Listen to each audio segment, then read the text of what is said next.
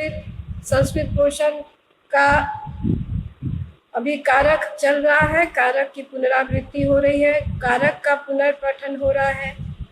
कोई बताएगा कि कारक किसे कहते हैं? कारक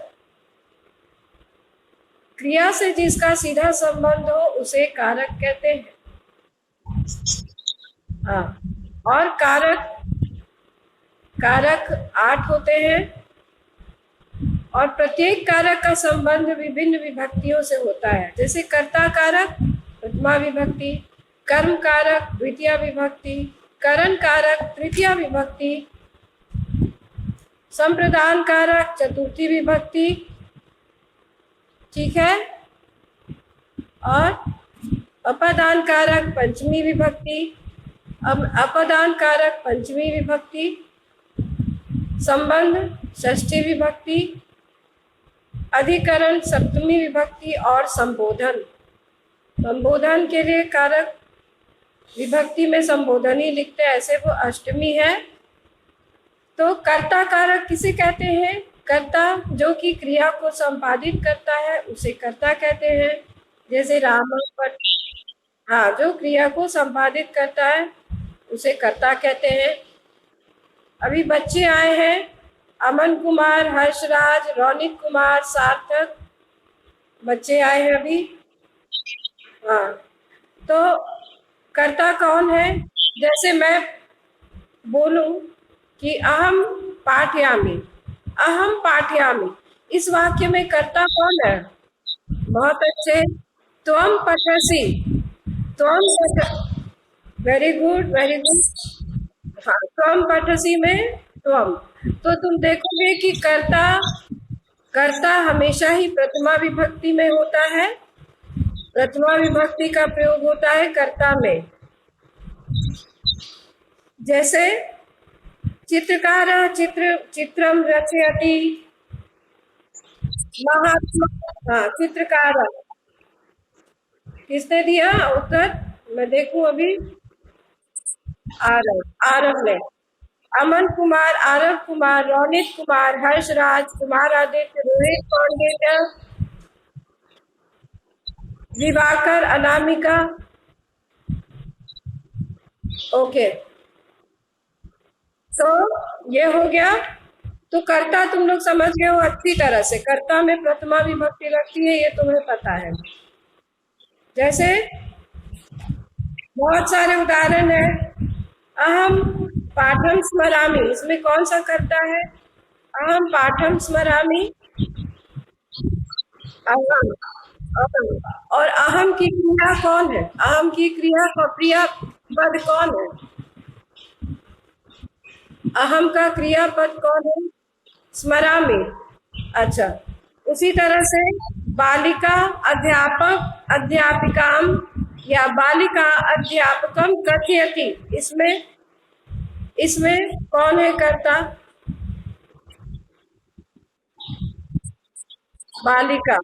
सह डैश पाठयति, सह माम पाठयति, तो यहाँ पर कर्ता कौन है? सह। तो अब उसके बाद हम लोग पढ़ रहे थे कर्म कारक। कर्म कारक का संबंध द्वितीय विभक्ति से है। कर्ता की क्रिया का फल जिस पर पड़े उसे कर्म कहते हैं। पृष्ठ संख्या 35, page number 35। All of you, सभी बच्चे पेज नंबर 35 अभी निकालेंगे, क्योंकि इसमें अभी कर्म कारक हम लोग कर रहे हैं। अब हम देखें कर्म कारक। कर्म कारक किसे कहते हैं? कर्ता की क्रिया का फल, हाँ, कर्ता की क्रिया, बिल्कुल बिल्कुल सही आ रहा, बिल्कुल सही। हाँ हाँ, जैसे वयम ग्रंथम पठामा, हम सब ग्रंथ पढ़ रहे हैं, ग्रंथम में यहाँ द्वितीय विभक्ति लगी।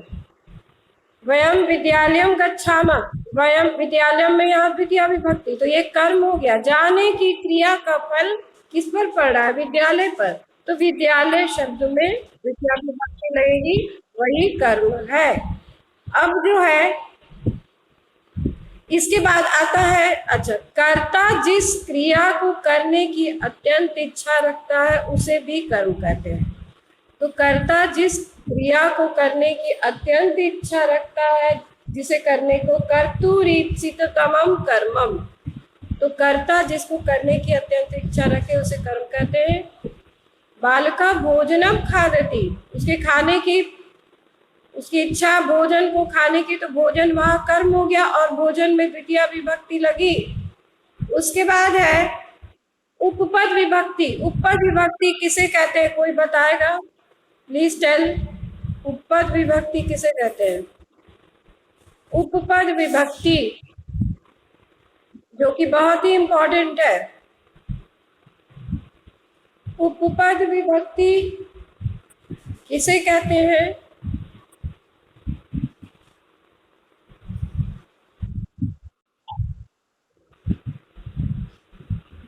आरव बताइए, उपपद विभक्ति किसे कहते हैं? दिवाकर, मायरा सिंह, कुशाग्र कश्यप, किसी के पास उत्तर नहीं है उपपद विभक्ति का? उपपद विभक्ति प्रत्येक कारक, देखो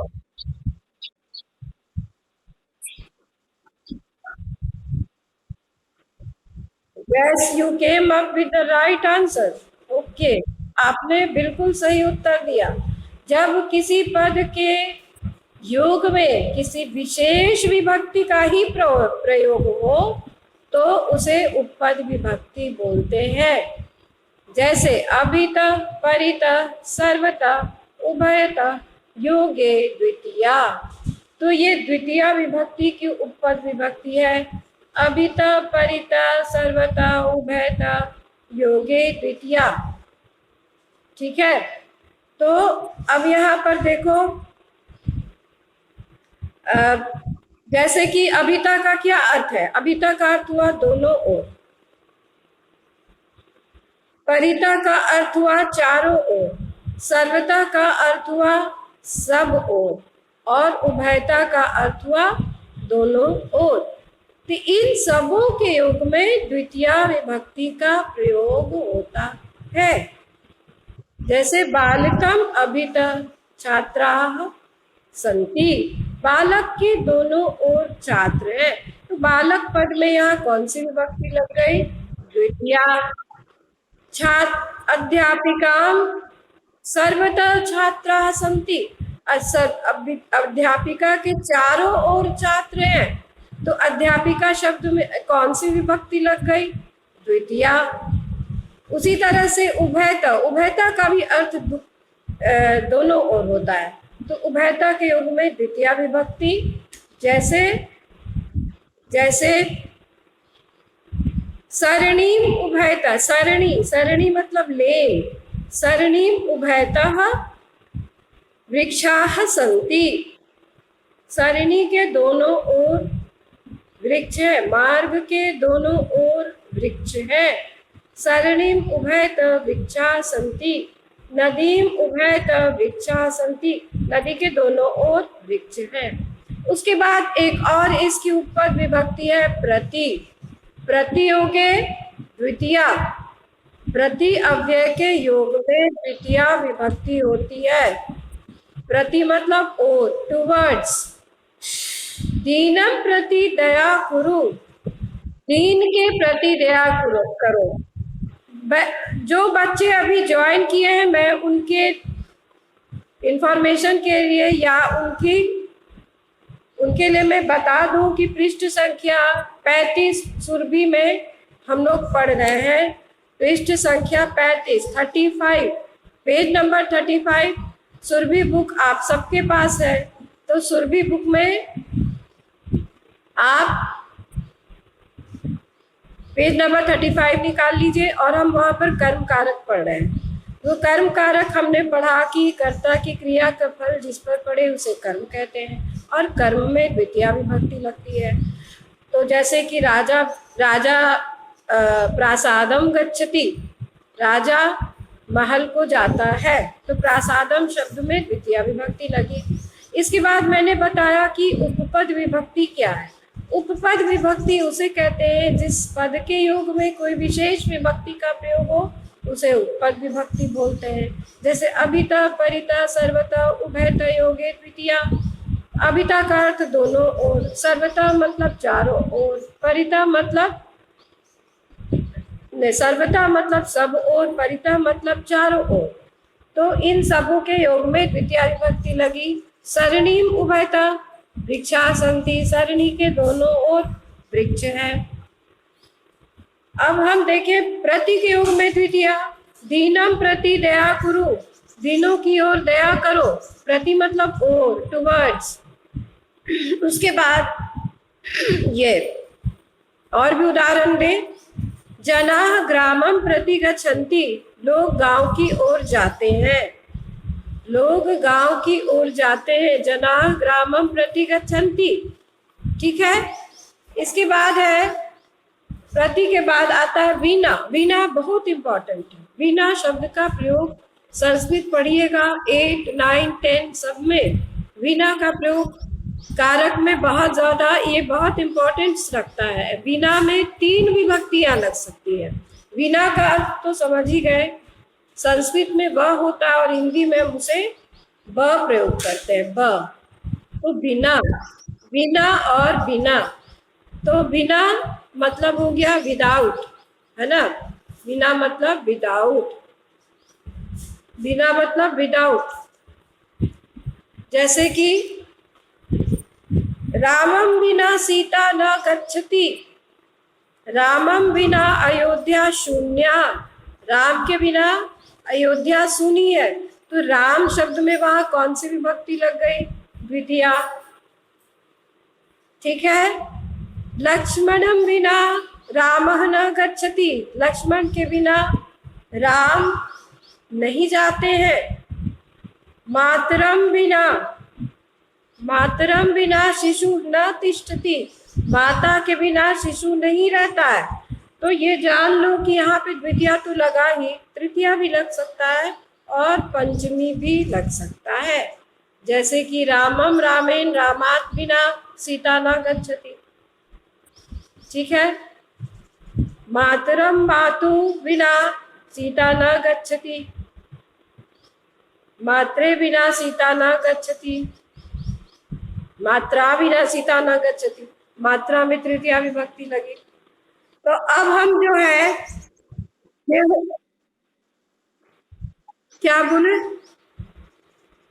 प्लीज रिपीट।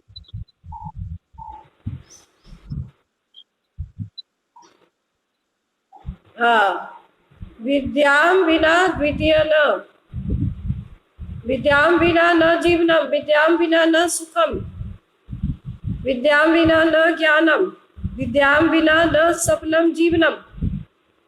तो ये हो गया। छात्र पुस्तकम बिना न पठति। अब आगे बताओ, डैश अभिता छात्रा संति, क्या होगा?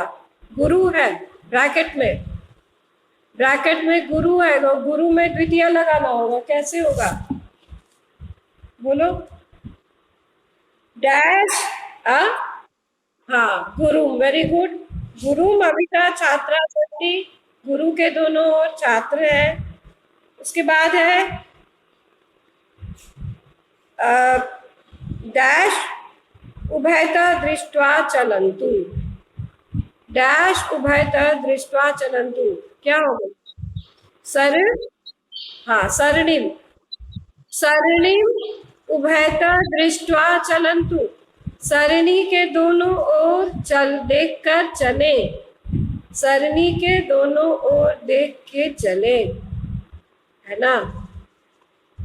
सरणी मतलब मार्ग, मार्ग के दोनों ओर देख कर चले। उसके बाद है पुत्र डैश प्रति अधावत, पुत्र डैश प्रति अधावत। अम्बा में कौन सी विभक्ति लगेगी? अम्बा शब्द द्वितीया, द्वितीया लगेगी। और अम्बा में, अम्बा किसके समान चलेगा? अम्बा शब्द रूप किसके समान चलेगा? अम्बा, लता, वेरी गुड, पीयूष ने बताया। अच्छा, तो अम्बा और लता में क्या समानता है? इसकी समानता बताइए। अम्बा और लता में क्या समानता है? दोनों ही आकारांत स्त्रीलिंग शब्द है। दोनों ही आकारांत स्त्रीलिंग शब्द है। Very good. इसलिए अम्बा शब्द लता के समान चलेगा। लता का शब्द रूप सुना दीजिए कोई आप लोग में से। Please start. लता का शब्द रूप सुनाइए पीयूष, सुनाओ। हाँ। यस। लतिया, तृतीया में लतिया। हाँ बोलो।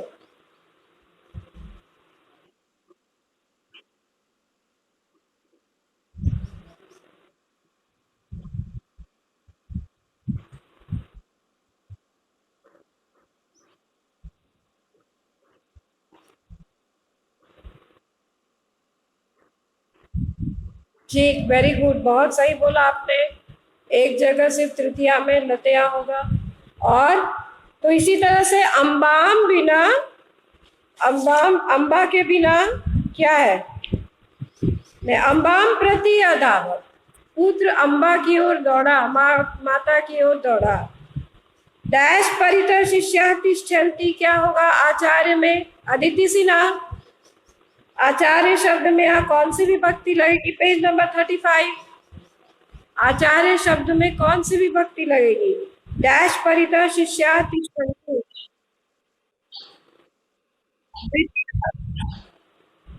आचार्यम, आचार्यम परितः शिष्या तिष्ठन्ति। आचार्यम परितः शिष्या तिष्ठन्ति, है ना द्वितीय। राम डैश बिना न क्रीडति, अब बताओ क्या होगा? मिश्रम। बहुत अच्छा, बहुत अच्छा, मिश्रम। बहुत अच्छा। अब अब हम लोग देखते हैं आगे पृष्ठ संख्या 36 में। देखिए दो और बातें बताई गई है कि जब गम धातु का प्रयोग हो तो स्थानवाची शब्द में द्वितीय विभक्ति का प्रयोग होता है। जब जब गम धातु का प्रयोग हो तो स्थानवाची शब्द में द्वितीय विभक्ति का प्रयोग होता है। बालाः गृहं गच्छन्ति, बालाः गृहं गच्छन्ति। देखो जहां जाया जाए उसमें द्वितीय विभक्ति लगती है। जैसे बालकाः विद्यालयं गच्छन्ति, छात्राः समुद्र तटं गच्छन्ति, छात्राः उद्यानं गच्छन्ति, है ना। छात्राः पाठशालां गच्छन्ति, जनाः दिल्लीं आगच्छन्ति। तो गम धातु के योग में जब किसी स्थान की व्याख्या है तो स्थानवाची शब्द में द्वितीय विभक्ति लगेगी गम धातु के योग में। ठीक है। अब हम देखें ध्यान से आगे। रक्ष धातु के योग में द्वितीय विभक्ति लगती है। रक्ष धातु के योग में द्वितीय विभक्ति लगती है। सैनिकाः देशं रक्षन्ति, सैनिकाः देशं रक्षन्ति। जनाः पर्यावरणं रक्षेयुः, हरिश्चंद्र धर्मम अरक्षत। तो रक्ष धातु के योग में द्वितीय विभक्ति का प्रयोग होता है। रक्ष धातु के योग में द्वितीय विभक्ति का प्रयोग होता है। तो जिसकी रक्षा हो उसमें द्वितीय विभक्ति लगती है। जिस वस्तु की रक्षा हो, जिस चीज की रक्षा हो, जिस स्थान की रक्षा हो, उसमें द्वितीय विभक्ति लगती है। सैनिका देशम रक्षन्ति, जना पर्यावरण रक्षेयु। और जना पर्यावरण रक्षेयु, रक्षेयु में यहाँ कौन सा लकार है? रक्षेयु में यहाँ कौन सा लकार है?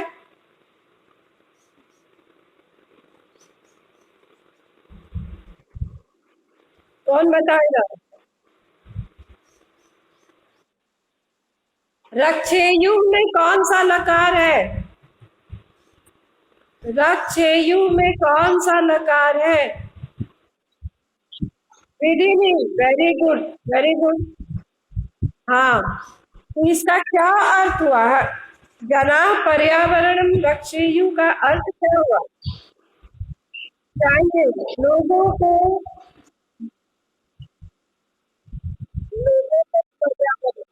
हाँ, लोगों को पर्यावरण की रक्षा करनी चाहिए। बहुत अच्छे। अब देखें हम लोग करण कारक। एक चीज और है द्वितीया विभक्ति में, धिक। धिक के योग में द्वितीया विभक्ति लगती है। धिक अव्यय के योग में द्वितीया विभक्ति लगती है, जिसे धिक्कारा जाए। अधर्मम धिक, असत्यम धिक, चौरम धिक, हिंसाम धिक। तो जहां पर जिसे धिक्कार किया जाए, जिसकी भर्त्सना की जाए, जिसे निष्कासित किया जाए, जिसको कर्ष किया जाए, जिसकी अवहेलना की जाए, धिक्कार है। तो धिक के योग में द्वितीया विभक्ति लगती है। धिक भ्रष्टाचारम, भ्रष्टाचार को धिक्कार है। तो अब हम देखें, आगे देखें करण कारक। करण कारक का संबंध किससे है? करण कारक का संबंध किससे है? तृतीया, तृतीया विभक्ति और करण कारक का जो है, करण कारक का अर्थ क्या है? Very good. जो क्रिया के लिए साधन बने, जो क्रिया करने में सहायक हो, उसे करण कारक कहते हैं। और करण में कौन सी, तो उसमें कौन सी विभक्ति है? उसमें कौन सी विभक्ति लगती है? तृतीया। बहुत अच्छे। तृतीया, 3, ठीक है, तृतीया विभक्ति लगती है। जैसे अहम कलमेन लिखामि, छात्र कलमेन लिखति, तो कलम शब्द में वहां कौन सी विभक्ति लगी? तृतीया। बहुत अच्छा। अम्बा छुरिकयाम फलम कृंतति, अम्बा छुरिका से यानी छुरी से फल को काटती है, फलम कृंतति। अम्बा छुरिकया फलम कृंतति, अम्बा छुरी से फल को काटती है। बाल सैनिका शस्त्रेन युद्धम करोति, नहीं सुनो, इसमें बोलो, थर्ड वाला बोलो, पेज नंबर 37 का। इसमें कौन सी का करण है? सैनिका शस्त्रेन युद्धम करोति, शस्त्र, ठीक है। सैनिक को शस्त्र युद्ध करने में सहायक है, तो शस्त्र शब्द में तृतीया विभक्ति लगी। सैनिकः शस्त्रेण युद्धम करोति। उसके बाद आता है बालक पात्रेण जलम पिबति, बालक पात्र से जल पीता है। पात्र में यहाँ तृतीया विभक्ति लगी क्योंकि जल पीने में बहुत सहायक है। बालक को जल पीने में सहायक है पात्र, इसलिए उसमें तृतीया विभक्ति लगी। कृषक हले क्षेत्रम कर्षति, कृषक हल से खेत को जोतता है। कृषक हल से खेत को जोतता है, तो उसमें कौन सी विभक्ति लगी? हलेन। हलेन में तृतीया विभक्ति लगी। हल शब्द में क्या बोले? हाँ, ठीक, वेरी गुड। हाँ, बालक बस्यानेन विद्यालयम गच्छति, तो इसमें करण कौन है?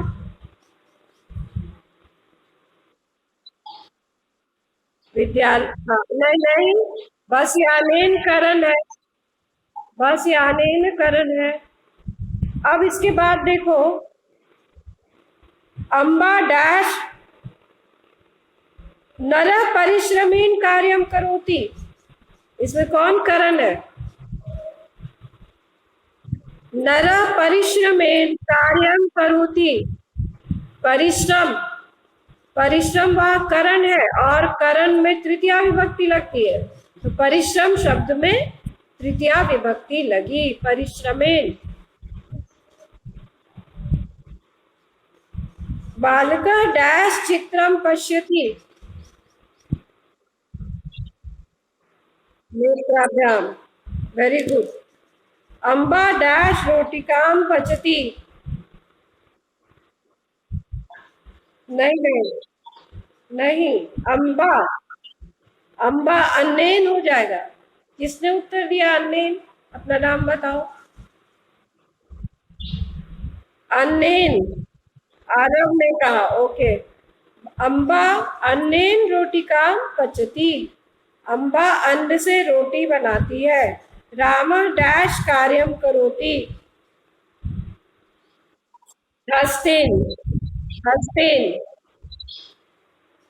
पृष्ठ संख्या 37 का अभ्यास है और क्वेश्चन नंबर 1 है। रामः हस्तेन कार्यम करोति, कृष्ण डैश शिशुपालस्य वधं करोति, चक्रेण, चक्रेण, चक्र से, ठीक है। इसके बाद है मालाकार डैश वृक्षान सिंचति, जलेन वृक्षान सिंचति, जल से वृक्ष को सींचते हैं। मालाकार जलेन वृक्षान सिंचति, ओके। ये तुम लोग को समझ में आ गया।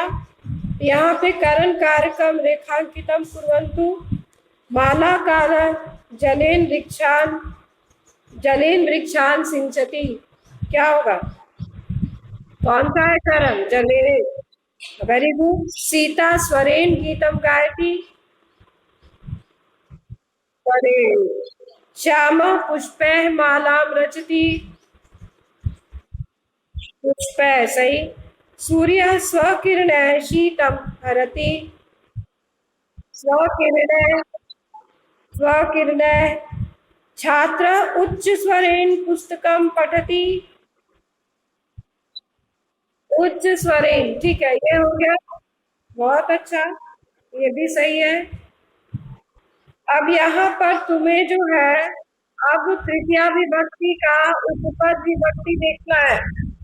तृतीया विभक्ति का उपपद विभक्ति पृष्ठ संख्या 38। आवाज किसी के मोबाइल से आ रही है। तृतीया विभक्ति का उपपद विभक्ति ध्यातव्य यत्, ध्यातव्य यत्, देखो। सः अलम विना काणः बधिर इति पदानां योगे अपि तृतीया विभक्ति प्रयुज्यते। सः अलम, सः के योग में, अलम के योग में, विना के योग में, काणः के योग में, बधिरा के योग में तृतीया विभक्ति का प्रयोग होता है। सः मतलब साथ, अलम हो गया वर्जित करना, प्रोहिबिशन, नहीं करना, नहीं करना चाहिए, निषेध अर्थ में। विना का अर्थ तो जानते ही हो, विदाउट। काना मतलब एक आंख से जिसकी खराबी हो, वो काना। उसके बाद है बधिरा, बधिरा के योग में तृतीया, बधिरा मतलब जो कान से सुन नहीं सकता।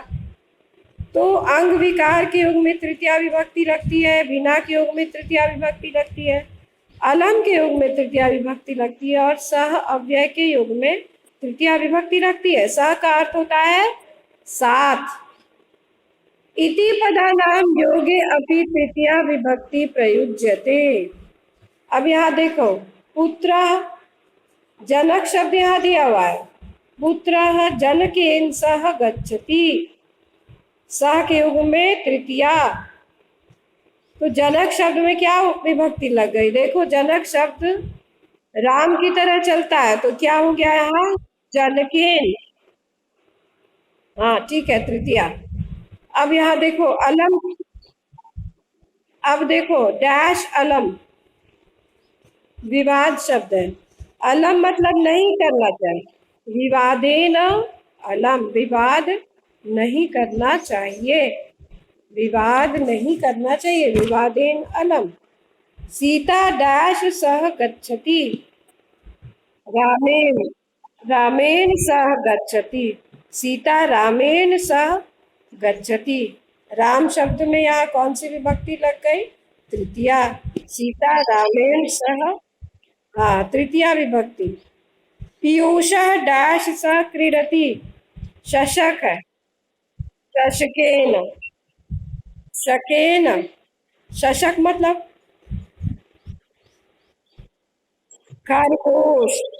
हाँ, तो पीयूष है भी यहाँ पे हम लोग के क्लास में। तो पीयूष तुम खेलते हो क्या खरगोश के साथ? पी- पीयूष, पीयूष शशकेन सह क्रीडति, पीयूष शशक के साथ खेलता है। डैश अलम, कलहेन अलम, कलह नहीं करना चाहिए, कलह नहीं करना चाहिए। डैश बिना कार्यम न भवति, उत्साहेन बिना, उत्साहेन बिना कार्यम न भवति। स डैश कानः, सह नेत्रेण, नहीं नेत्रा, देखो नेत्राभ्याम नहीं होगा। क्यों नहीं होगा? क्योंकि काना मतलब एक आंख से काना, ठीक है। तो एक आंख से काना होता है तो नेत्रे नहीं ना होगा, नेत्राभ्याम तो नहीं होगा। हाँ? नेत्राभ्याम तो नहीं होगा। बहुत, हाँ। तो ये ध्यान देना होगा, है ना।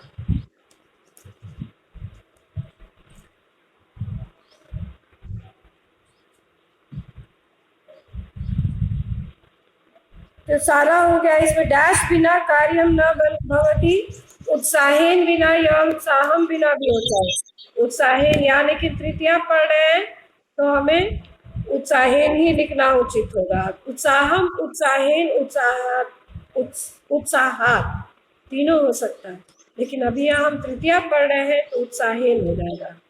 ठीक है।